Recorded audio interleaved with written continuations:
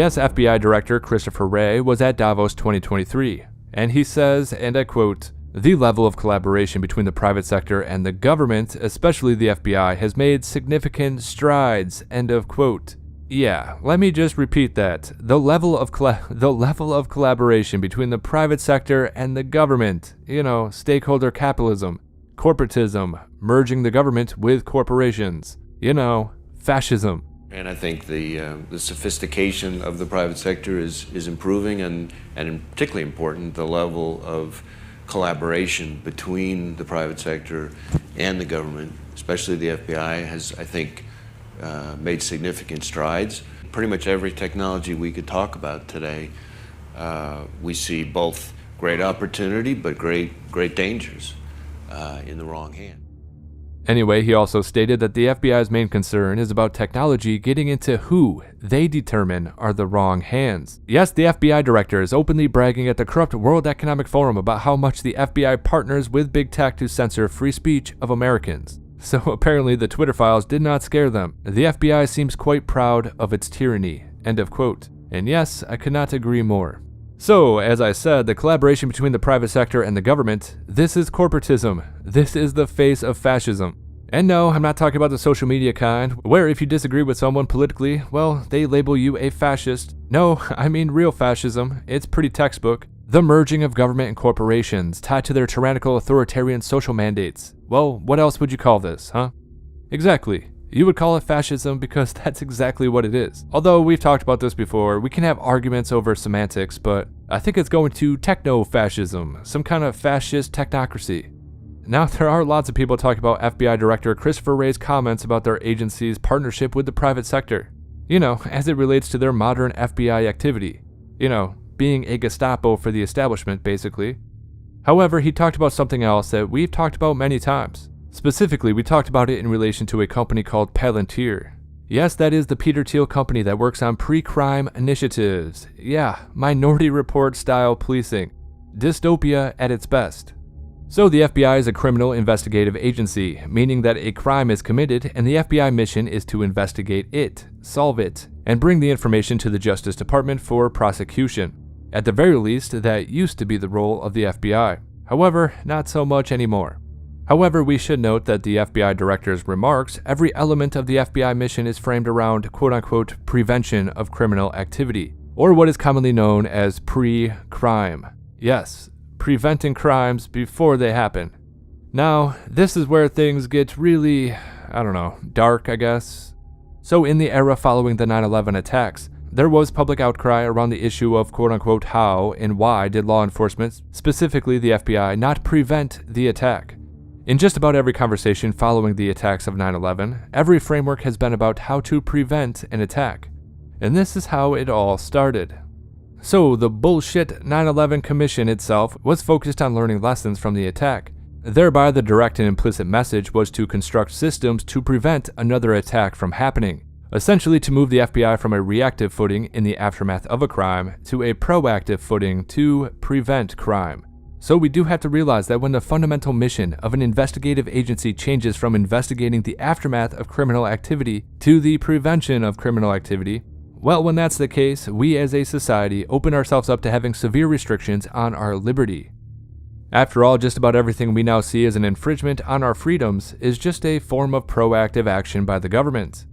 If you change the mission from investigating crimes to the prevention of crimes, the entire apparatus of the mission fundamentally changes as well. Criminals are no longer the target when you are preventing crimes. Criminals are only targets after they commit crimes. When you are preventing crime, basically every single person who could commit a crime is now the new mission, the new target.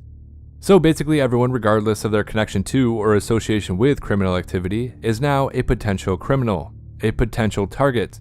And of course, that also means that potential criminals must also be monitored. Potential criminals are now the target. You are a potential criminal. Now, as a result of your potential ability, you are now a target for pre-crime investigation.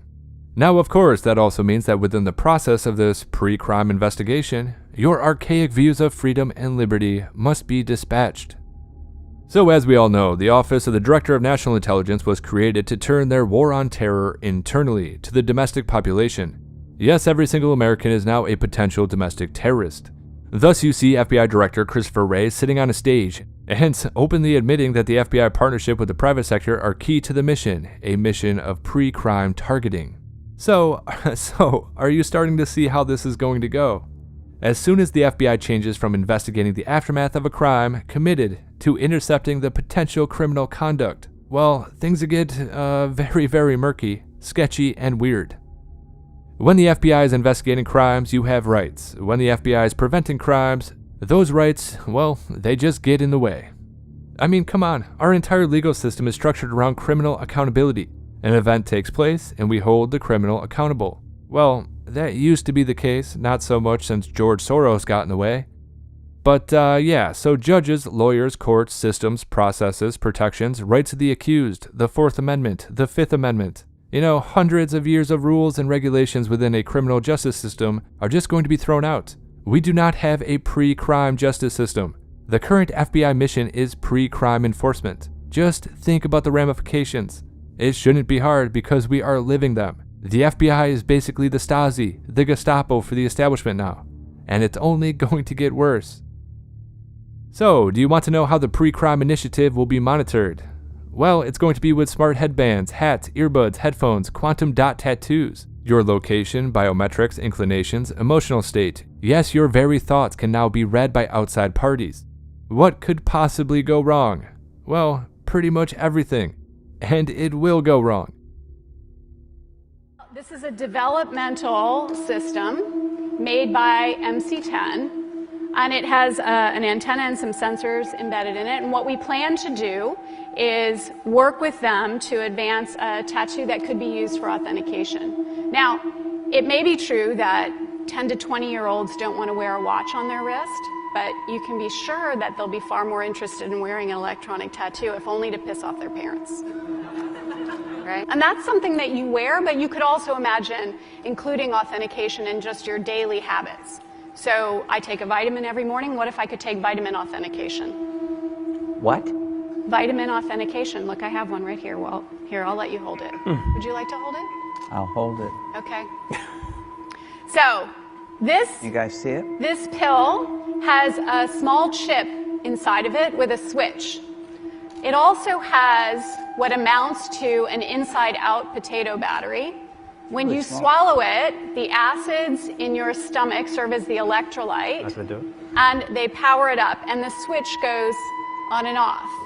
And it creates an 18-bit ECG-like signal in your body, and essentially your entire body becomes your authentication token. Yes, this is true. Okay? Okay, but... Okay, so wait. So it's really true. So what this means is that becomes my first superpower. I really want this superpower. It means that my arms are like wires, my hands are like alligator clips. When I touch my phone, my computer, my door, my car, I'm authenticated in. First superpower. Like, I want that. You glance at the program running in the background on your computer screen and notice a now familiar sight that appears whenever you're overloaded with pleasure. Your theta brainwave activity decreasing in the temporal regions of your brain. You mentally move the cursor to the left and scroll through your brain data over the past few hours. You can see your stress levels rising as the deadline to finish your memo approached, causing a peak in your beta brainwave activity right before an alert popped up, telling you to take a brain break. But what's that unusual change in your brain activity when you're asleep? It started earlier in the month. You send a text message to your doctor with a mental swipe of your cursor. Could you take a quick look at my brain data? Anything to worry about? Your mind starts to wander to the new colleague on your team, whom you know you shouldn't be daydreaming about, given the policy against intra-office romance. But you can't help fantasizing just a little. But then you start to worry that your boss will notice your amorous feelings when she checks your brain activity and shift your attention back to the present. You breathe a sigh of relief when the email she sends you later that day congratulates you on your brain metrics from the past quarter, which have earned you another performance bonus. You head home jamming to the music, with your work-issued brain-sensing earbuds still in. When you arrive at work the next day, a somber cloud has fallen over the office. Along with emails, text messages, and GPS location data, the government has subpoenaed employees' brainwave data from the past year.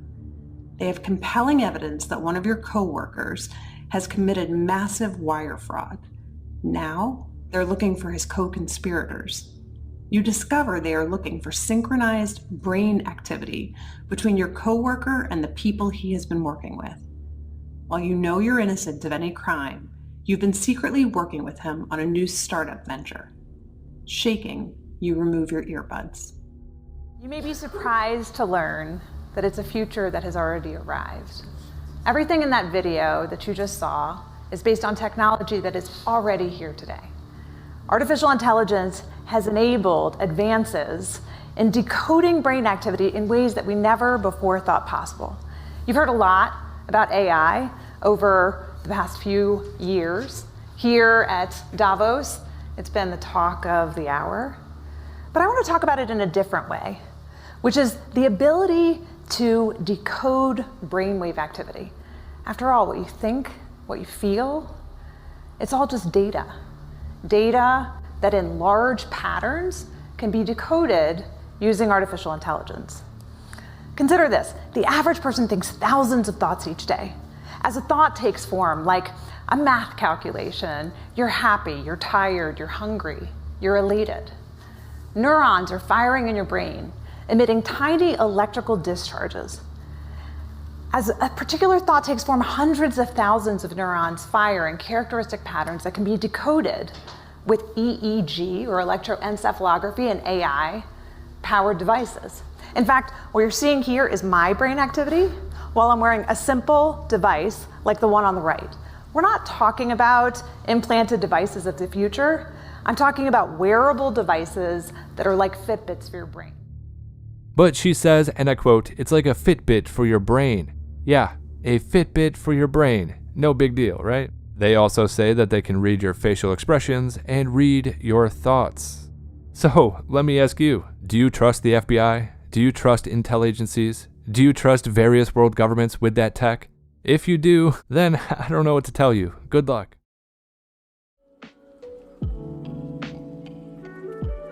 Anyway, until next time. Once again, this is HelioWave. If you like the content, like, comment, and subscribe. Share the video if you want to. If you're in a position to, consider subscribing on Locals or Subscribestar. As always, make sure you disobey those true fascistas, and yes, I do hope you have a good night.